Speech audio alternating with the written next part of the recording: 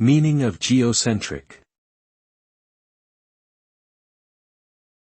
Geocentric.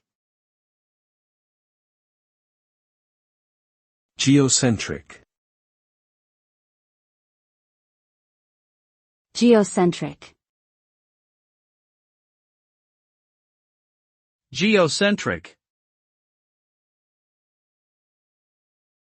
The term geocentric refers to the theory or belief that the Earth is at the center of the universe, and that all celestial bodies orbit around it. The word comes from the Greek words geo meaning earth and kentron meaning center. This idea was popular in ancient times, but has been largely discredited by modern astronomy and physics. Today, we know that the Earth is just one of many planets orbiting the Sun, which is just one of many stars in our galaxy, which is just one of many galaxies in the universe.